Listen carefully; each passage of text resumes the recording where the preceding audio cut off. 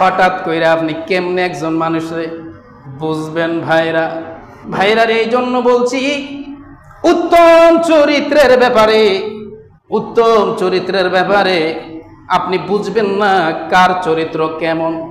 এমনও হতে পারে হযরত উমরের দিকে তাকাইলে দেখা যায়, হায় রে, উমরের মনে হয় ব্যবহার সুন্দর না।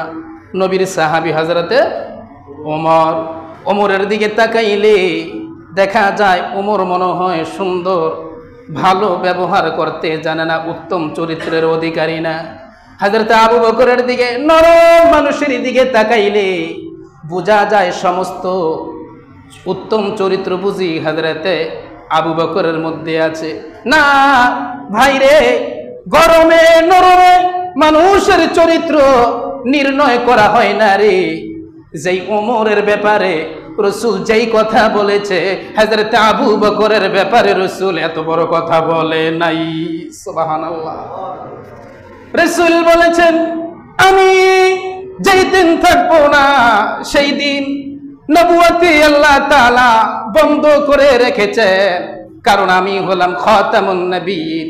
আমার পরে পৃথিবীতে আল্লাহ তাআলা আর কোন নবী রাসূল পাঠাবেন।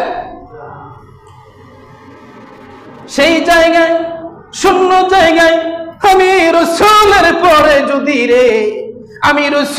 পরে যদি আল্লাহ তাআলা কোন নবী রাসূল পাঠাইতেন, তাহলে আবু বকরকে নয়, হযরতে আলীকে নয়, হযরতে উসমানকে নয়, হযরতে ওমর ফারুককে নবী বানাইয়া আমার আল্লাহ পাঠাইতেন। সুবহানাল্লাহ।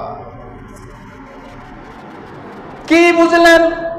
ও ভাই, এই জন্য বলছি রে, কারুর গরম দেখলে চরিত্র নির্ণয় করা যায় না, কারুর ঠান্ডা দেখলেও, ভদ্রতা দেখলেও আপনি উত্তম চরিত্রবান নির্ণয় করতে পারবেন না, সম্ভব না।